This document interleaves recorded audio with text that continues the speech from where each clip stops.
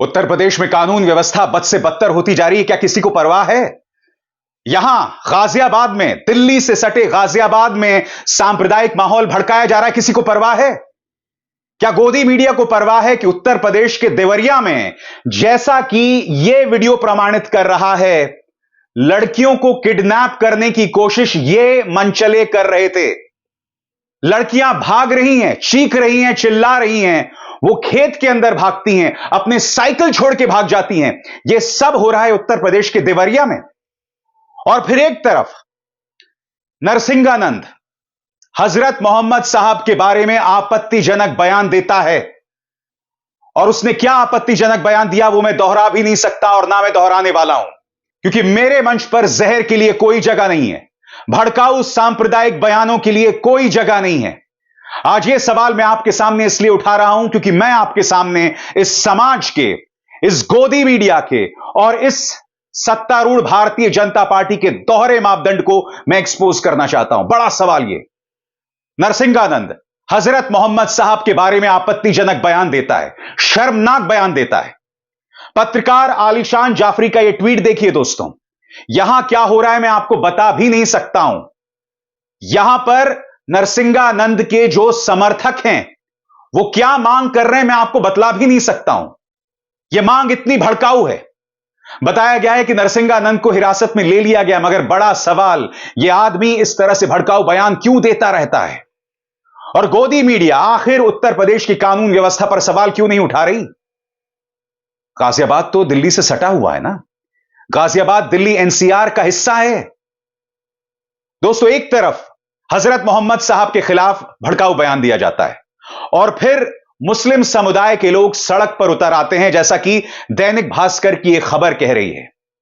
आप पहले भड़काऊ बयान देते हैं और जाहिर सी बात है कुछ लोग जिनकी धार्मिक भावनाएं जो हैं वो आहत हो जाती हैं, वो सड़क पर उतर आते हैं।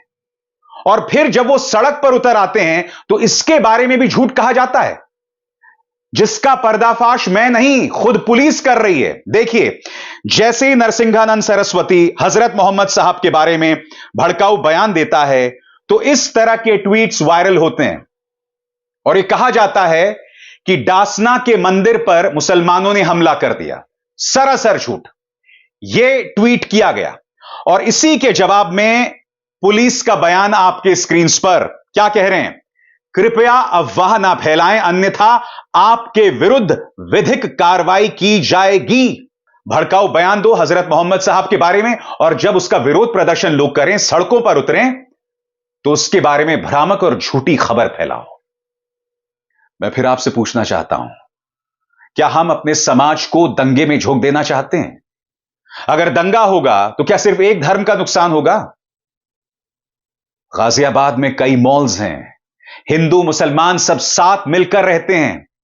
अगर दंगा होगा तो क्या उसकी आग से एक ही समुदाय प्रभावित होगा? और इस नरसिंहानंद पर कोई लगाम क्यों नहीं? क्योंकि मैंने आपको इसी मंच पर बताया था यह व्यक्ति किस तरह के भड़काऊ बयान देता है। इस व्यक्ति ने भारतीय जनता पार्टी की महिला नेताओं पर आपत्तिजनक बयान दिया था कि ये लोग अपने पार्टी के अंदर अपनी इज्जत का सौदा करती हैं, उसके साथ समझौता करती हैं। ये मेरे शब्द नहीं हैं, ये नरसिंहानंद के शब्द हैं जो उन्होंने बीजेपी महिला नेताओं के बारे में कहा था। हजरत मोहम्मद साहब के बारे में इसका क्या आपत्तिजनक बयान है वो मैं आपको नहीं सुनाना चाहता हूं, मगर इस आदमी ने आज से कई महीनों पहले भारतीय जनता पार्टी की महिला नेताओं के बारे में क्या कहा वो जरूर सुनाऊंगा। सुनिए। खुला रहे और जितनी भी बीजेपी में महिलाएं दिखाई दे रही हैं,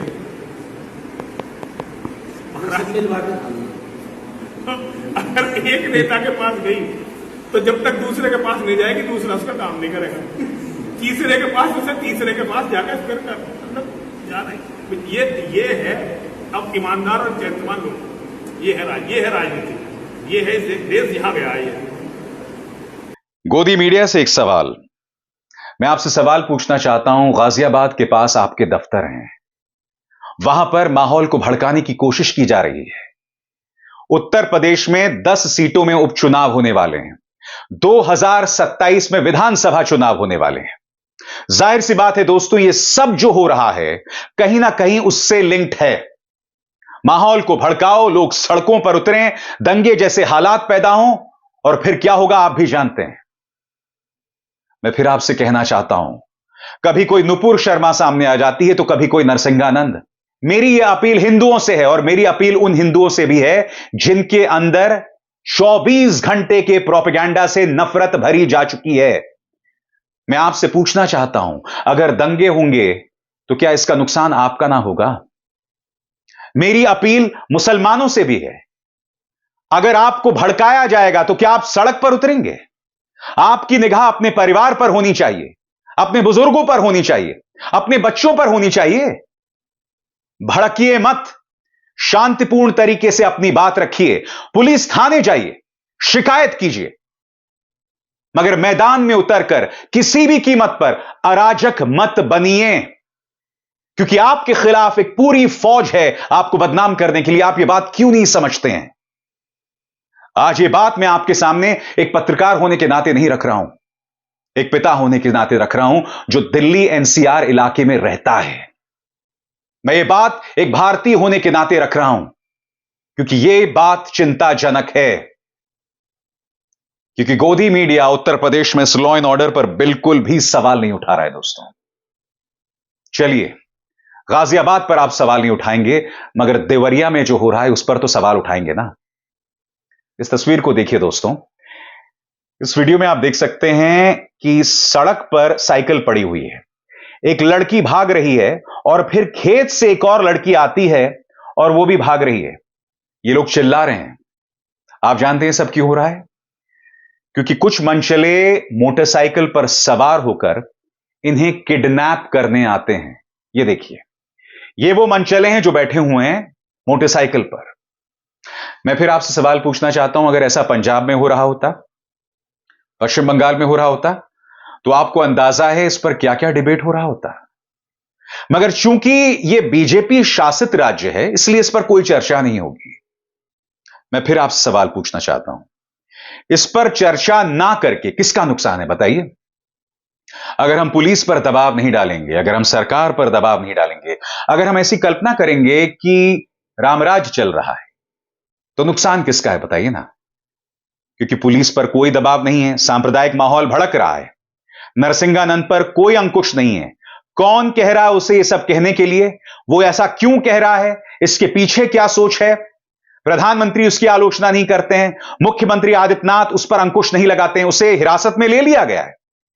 मगर यह व्यक्ति जब रिहा होगा फिर से वो कहेगा। और मेरी अपील नरसिंहानंद से, अरे आपको अपनी सुरक्षा की परवाह करनी चाहिए, आप ऐसे भड़काऊ बयान बार बार क्यों देते हैं? उत्तर प्रदेश सरकार को समझना पड़ेगा कि आप एक ज्वालामुखी पर बैठे हुए हैं और आप ये अफोर्ड नहीं कर सकते हैं। देवरिया में जो हुआ दोस्तों, इस पर पत्रकारों का क्या कहना है आपके स्क्रीन पर। पत्रकार ज्ञानेंद्र शुक्ला ने इन तस्वीरों के बारे में क्या कहा है, मैं आपको पढ़ के सुनाना चाहता हूं। भयावह भयावह भयावह घोर अराजक। यह देवरिया के नारायणपुर का दिल दहला देने वाला दृश्य है, जहां कोचिंग पढ़ने जा रही छात्राओं संग कुछ दरिंदे छेड़खानी करते दिख रहे हैं। जब ये बदमाश बच्चियों को पकड़ने के लिए दौड़े, तब अपनी साइकिल छोड़ के चीखते हुए बदहवास बच्चियां भागी। एक बच्ची खेत में जा गिरी। यह कैबिनेट मंत्री सूर्य प्रताप शाही का क्षेत्र बताया जा रहा है। DG Uttar Pradesh, UP police, कृपया इस वायरल सीसीटीवी फुटेज का संज्ञान लेकर इन नर पिशाचों को मुख्यमंत्री आदित्यनाथ सरकार की मंशा के मुताबिक सबक सिखाएं। यहां बुलडोजर नहीं चलेगा, हालांकि अब तो बुलडोजर पर लगाम लग गया है, मगर अगर सामान्य वक्त होता तो इस तरह से लड़कियों को छेड़ने पर इन पर बुलडोजर नहीं चलता।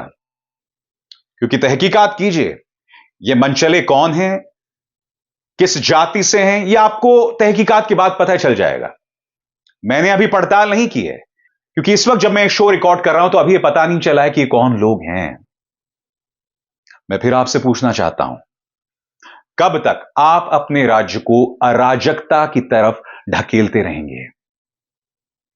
और सत्ताधीशों से सवाल, राजनेताओं से सवाल, अगर आप चाहते हैं कि राज्य के अंदर कब्रिस्तान, शमशान जैसी मुर्दनी छा जाए, तो कब्रिस्तान और शमशान पर कौन राज करता है भाई? बताइए। कब्रिस्तान और शमशान पर राज नहीं होता है, प्रशासन नहीं चलता है, वहां चांडाल रहा करते हैं। बात समझ आ रही है कि नहीं आ रही आपको समझ में? मेरी देश की जनता को अराजकता की तरफ मत ढकेलिए। बाज आओ, समझो कि तुम क्या कर रहे हो और बार बार कर रहे हो। अभिसार शर्मा को दीजिए इजाजत। नमस्कार। स्वतंत्र और आजाद पत्रकारिता का समर्थन कीजिए, सच में मेरा साथी बनिए। बहुत आसान है दोस्तों, इस ज्वाइन बटन को दबाइए और आपके सामने आएंगे ये 3 विकल्प, इनमें से एक चुनिए और सच के इस सफर में मेरा साथी बनिए।